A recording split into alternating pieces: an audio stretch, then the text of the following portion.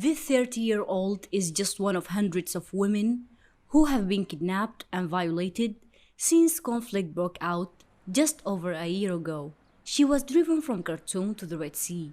Her journey, she says, was horrific, but she eventually managed to escape. تعرضت لانتهاكات من قبل الدعم السريع. I stayed in southern Khartoum for a couple of months. The day I decided to leave, RSF threatened me with a gun to my head.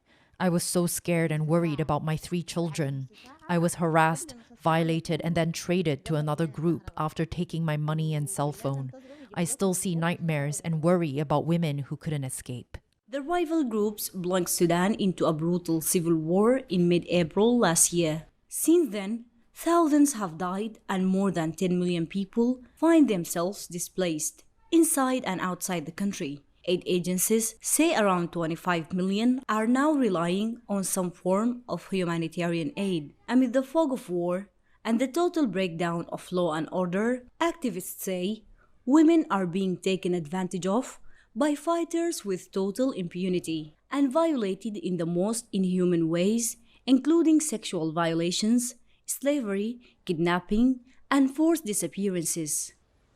Over 300 cases of sexual violence and abduction were reported to rights groups in the areas under control of the rapid support forces, including Khartoum, Al Jazeera State, and vast areas of Darfur region.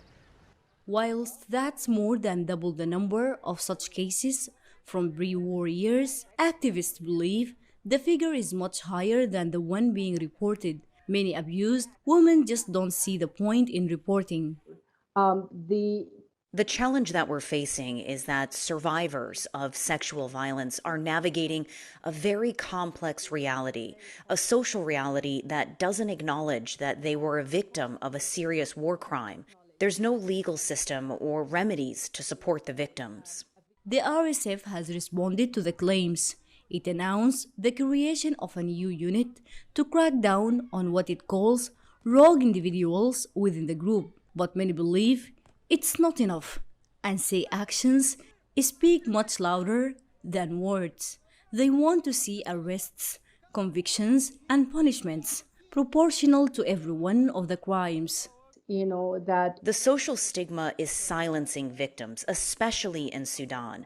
But we documented hundreds of cases, and 80% of the crimes were committed by the RSF militiamen in a number of states. Sudan's civil war has once again brought to the surface the long-existing issue of women's rights, only this time with significantly higher numbers and even more ruthless crimes. As it stands, the future of millions of Sudanese women remains undefined. Naba Muhiddin, CGTN, for Sudan.